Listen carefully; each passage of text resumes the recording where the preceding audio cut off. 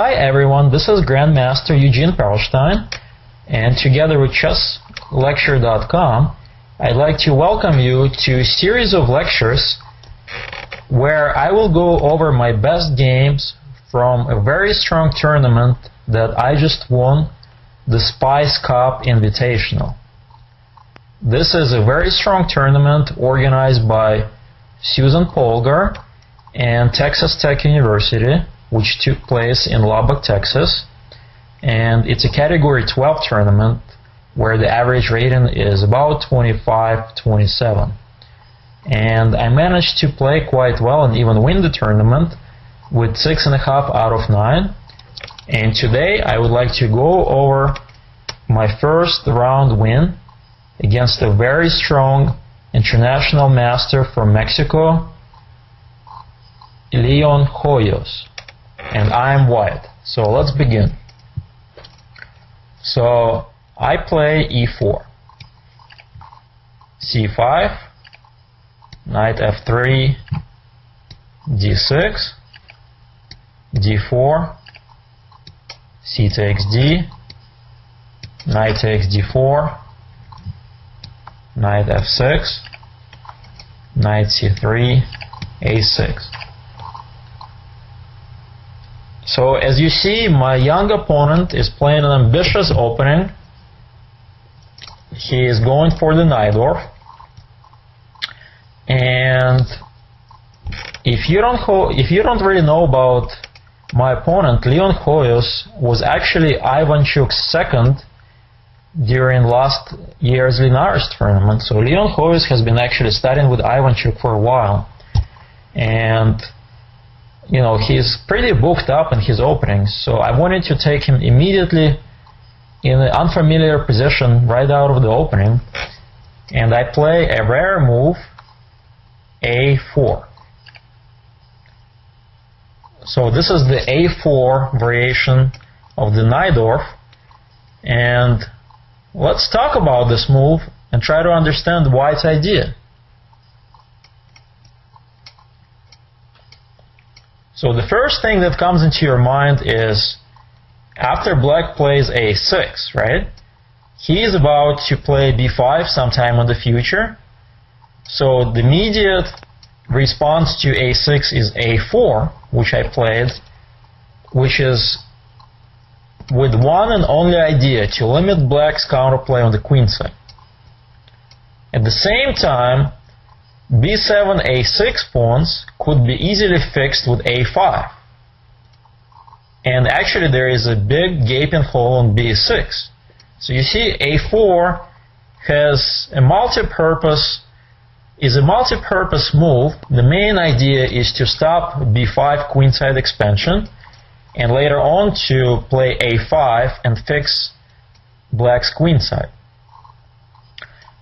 On the other hand, a4 is a bit slow, and it does allow Black to switch up the opening. Instead of a Najdorf, he now can play the dragon and completely avoid all long castle attacks that White can do, such as the Yugoslav variation of the dragon.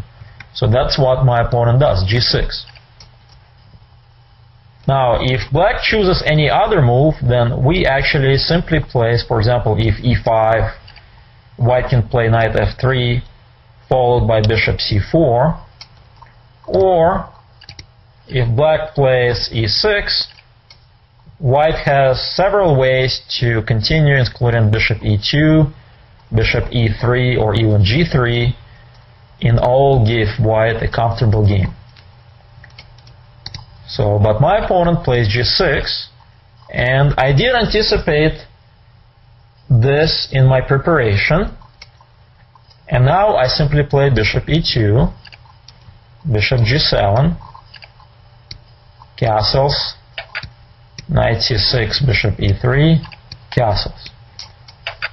So we have reached the typical dragon setup, except the pawns on a4 and a6. In my opinion, this should benefit White because of the b6 hole, but really not by a lot. Maybe a small edge, no more than that. So there is no reason to play knight b3, and I simply play queen d2. Just strengthening up my position in the center.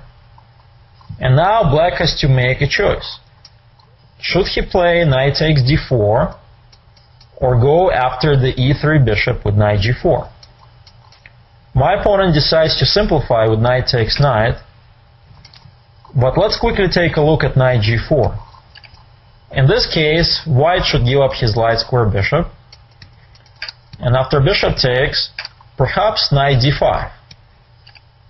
And now you could see that it's really hard for black to get rid of the powerful knight on d5, because e6, the knight can simply go back, and now the bishop on g4 is completely misplaced.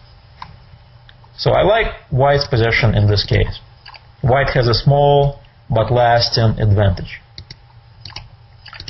So my opponent plays this theoretical move, knight takes knight, bishop takes, and bishop e6. This all has been played before. And now it's time to fix up the queen side pawns. I play a4, a5, creating a hole on b6 for my pieces. Rook c8, rook takes over the half-open file. And now the unusual looking move, but quite powerful, bishop to d3. This is actually a move that has been played by a very strong grandmaster, Mickey Adams, against Boris Gelfand. And the main idea of this move is to protect the e4 pawn, so that the knight on c3 has a free hand to go to a4 and b6. So it's quite an interesting setup, where the main idea is to give the knight on c3 an extra hand in defending the e4 pawn.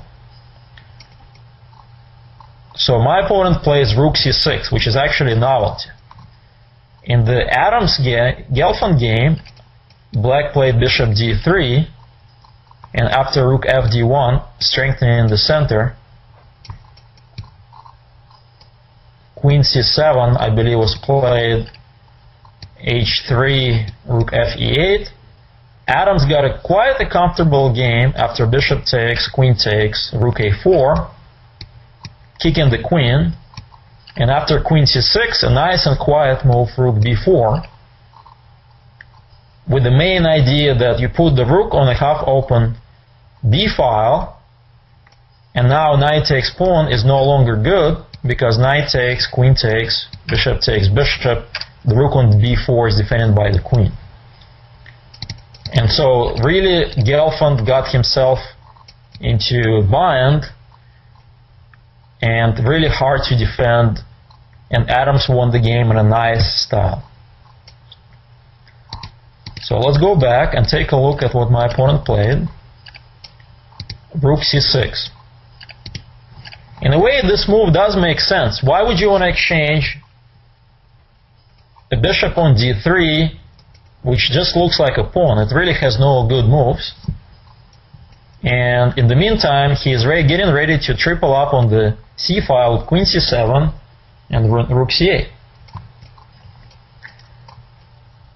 So I have a few ideas, but I think it's just okay for white to simply build up his position with rook fd1, strengthening up his control over the d file. And now my opponent plays queen c7. I play a very useful move h3. Again, notice that once the black's queen side is fixed, it's very hard for black to get any counterplay in the dragon, because really the queen side is where black has to play in these types of positions. And now rook fc8, and I simply make a very good move, useful move, rook a4. The rook is playing quite a few roles. It's playing an active role on the 4th rank, as well as, possibly preventing bishop c4 in the future, controlling the c4 square. In reality, white doesn't have that many threats. You know, white has a containment type of strategy here. Basically, my plan is to limit the counterplay of black's pieces as much as possible. And that's the goal of this line. It's not a very popular line, but you know, if you're not looking for complications, if you're looking for a solid strategic plan, this is the line I like. So there is no reason to force things if you're black, and my opponent correctly simply retreats the queen to d8. So we have reached this critical position. And now I play the move which I don't really like. After I played it during the game, I didn't really like it because it gives black a chance to simplify into much easier to defend position. I play queen e3. I think stronger move perhaps is rook b4, and the exchange for the a for the b pawn I think favors white. Queen takes, rook takes, and now the e7 pawn is hanging, and most importantly, after knight d7, white has a nice jump knight d5, hitting the queen and the pawn on e7, and if queen takes d2, a move in between, knight takes pawn with check, king f8, and then bishop takes, bishop with check. And now white is almost winning. So followed by rook takes queen next move. So very nice little tactic that I had. So queen takes a5 is no good. And now rook b8 is possible, but probably the best move now is simply rook a1, defending the a5 pawn and keeping the pressure on black's position. I can now play bishop a7 sometime in the future, and I just simply like white's pressure on the queen side against black. So let's take a look what happened in the game.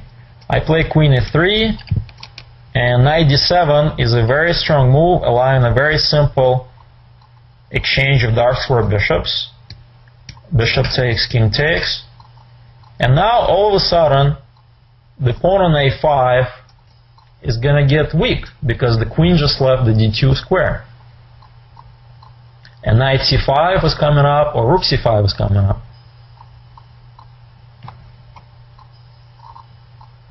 So let's try to figure out how white should proceed in this position.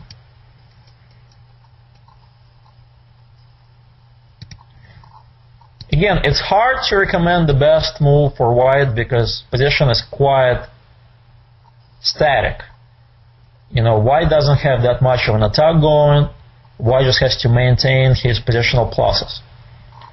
And now the bishop on d3 looks a little awkward, and I decided to play bishop f1, which again might not be the best move. Perhaps I could just continue with double up on the a file and simply exchange the bishop for the knight after knight goes to c5.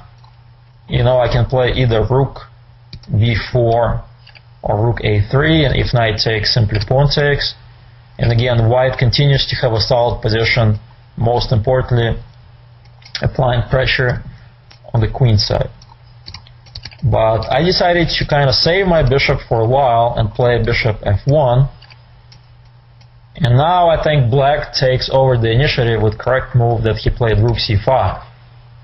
I really have nothing better than first I gave a check, and then I simply doubled up.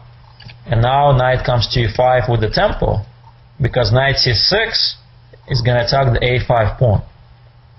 So you see how black correctly demonstrated where his pieces should go in this position. So I think black has a more of initiative now, although white's position remains very, very solid.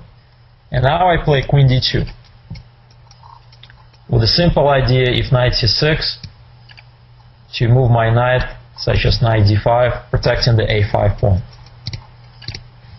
And now black has a couple of very interesting choices. One of the choices, bishop takes h3. Of course, I'm not going to lose my queen to the fork after g takes h, knight f3 check. And there is actually this nice little forced line, f4, bishop d7 exclam, hitting the rook. Pawn takes knight, bishop takes rook, rook takes rook, rook takes e5. So black has 2 pawns, but white has 2 pieces for the rook. And it's really hard to evaluate this position because after knight d5, you know, I still have all the squares, such as the b6 square and the d5 square for my knight. But 2 pawns is a lot, and I think after rook c5, keeping an eye on the a5 pawn, black gets a small edge, but the position is still quite complicated. So I think this is the best what my opponent should have played. Instead, he decided to play a slow move.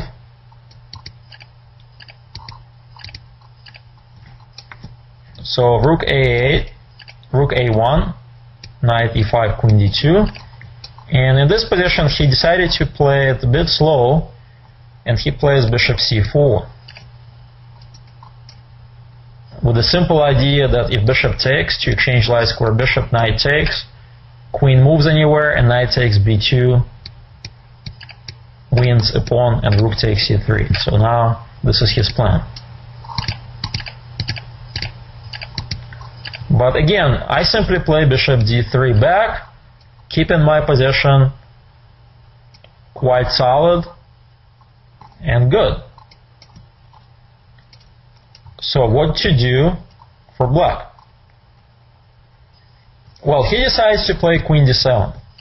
It's really unclear what the idea of this move was. Perhaps he just wanted to get his queen out on a better square. But now I have a good move f4, forcing the exchange of knight for the bishop. Knight takes, pawn takes, and he simply retreats bishop b5. And I play rook d4. So this position is quite hard to evaluate. Probably it's about even, but you have to keep an eye that all of a sudden, if white plays f5, queen h6, knight d5, he can get a powerful attack against the king because there is no longer the dark square defender on g7. And immediately my opponent blunders with e6. He simply blunders an exchange. So let's see if you can find how white wins an exchange in this position.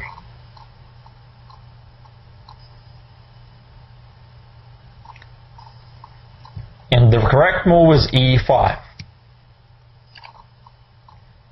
He plays d5, trying to defend the pawn, and knight e4, hitting the rook. He can't take the knight due to the pin, and the fork, knight f6.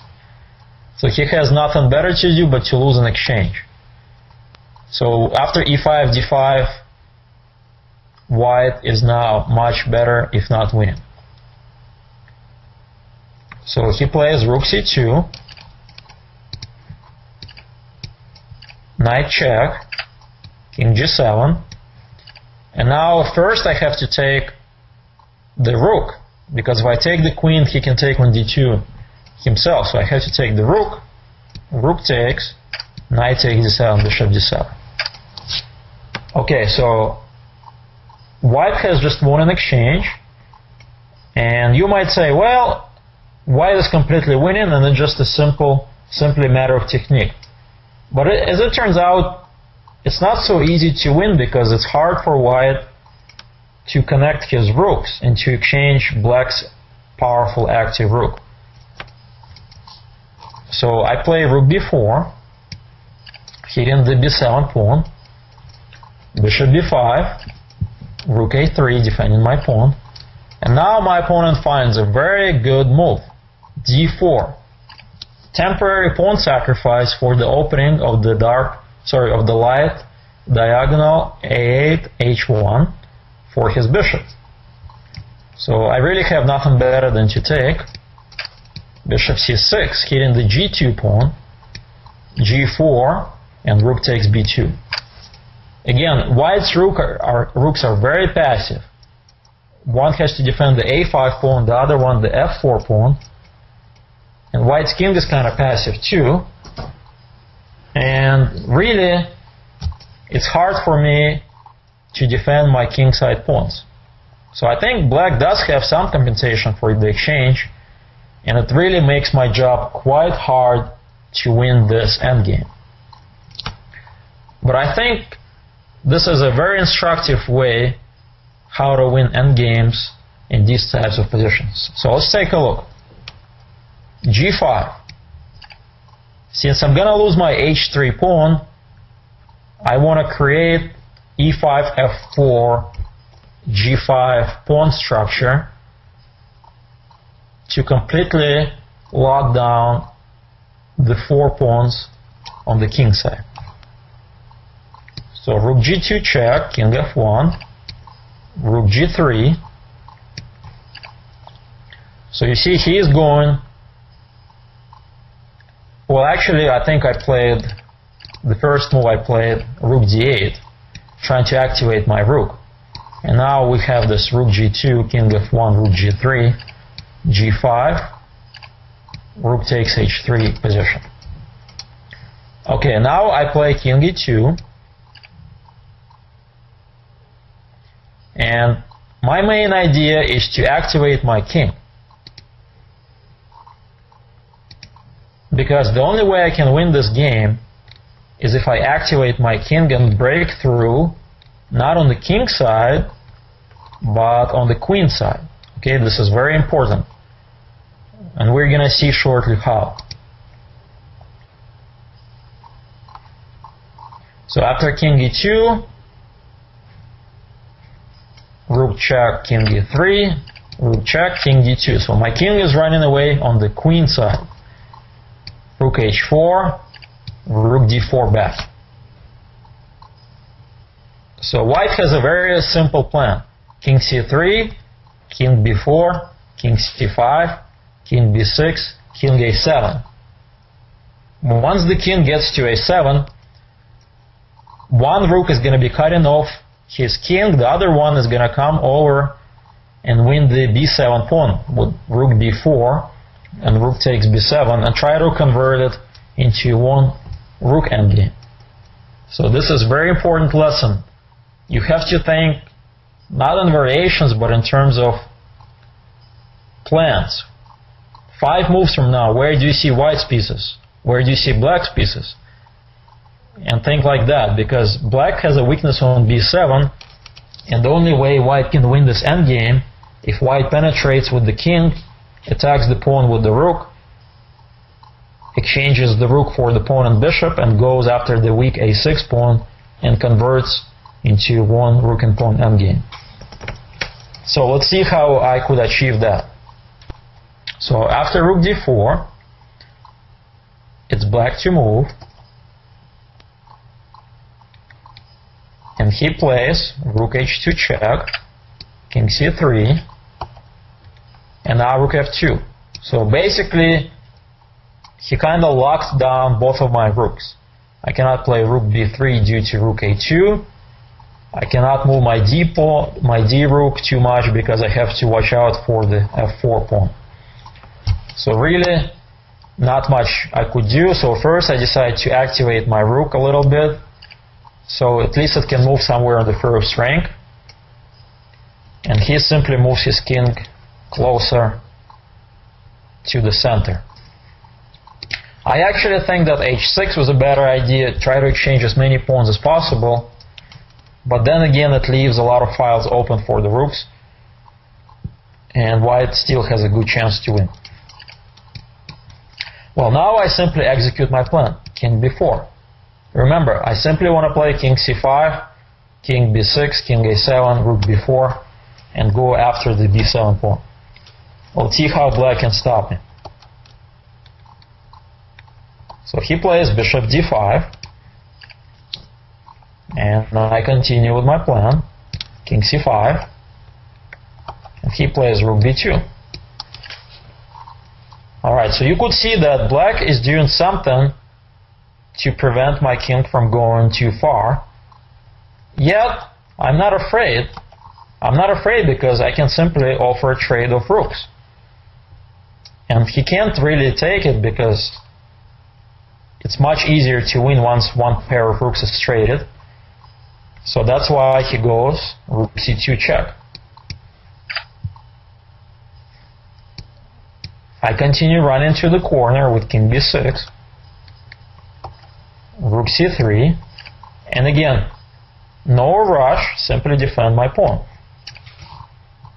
If rook b3 check, well, king a7, and the king belongs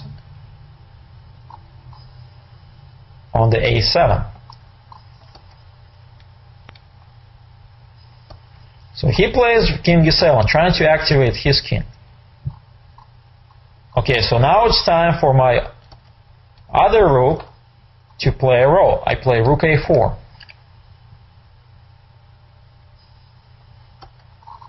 Rook c6 check. This is kind of a desperation attempt. Now let's try to figure out if black simply doesn't play rook c6 and tries to kind of keep an eye on the b file with rook b3 check. Okay, if rook b3 check, I could simply play king a7, and if rook b5, I can play rook b4. If he tries to avoid the exchange, this is a perfect idea.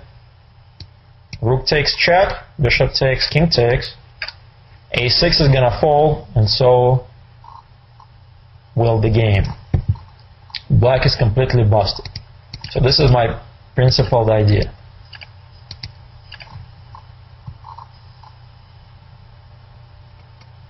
And if he plays rook c3, I can kinda continue the same plan. I can even give up the d3 pawn. Takes, takes, takes. And again, a6 pawn falls, and so does black's position. This should be easily winning endgame for white.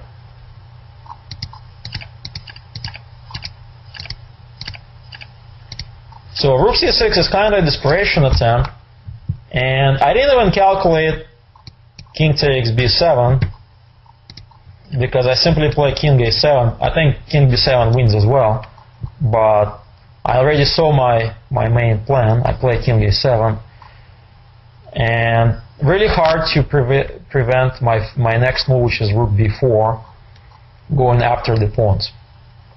So he plays rook c7, and I simply play rook b4. So this position is already very critical, probably maybe lost. If rook c5, I can sacrifice my exchange. Takes, rook check, then I take the a6 pawn, and it's a quite easy win. If he takes with the pawn, same thing. Rook takes, followed by taking on a6, and again should be an easy technical win. And he simply plays bishop f3. Alright, so stopping rook takes d5 plan.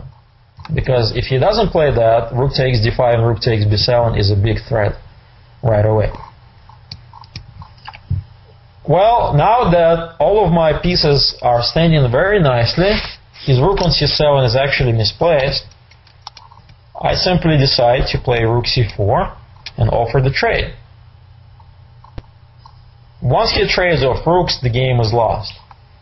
So he has to play bishop c6, and now the nice finesse, king b8. So you see how white's king came all the way from g1 to b8 for the win. Now he has to play rook d7, there is no defense. Rook takes, king takes, and now the final touch, rook b4, he can't prevent me from rook takes b7, simplifying to one pawn endgame. So he plays for a couple more moves, bishop d5, just to see that I actually take that pawn, bishop takes, king takes, and this is quite an easy win. And there are actually several ways I could win that, but my favorite is this line. Takes, to stalemate black. Alright, now black is completely stalemated. He's gonna play either f6 or h6. I take g5, h7, and now black gets mated just like that. A very nice, technically won game. This gave me a comfortable lead in the tournament, and I will actually continue looking at my next round 2 game in the second lecture, which I won with black against a very strong Irina Krush. So thank you very much, and I hope to see you all next time. Bye bye.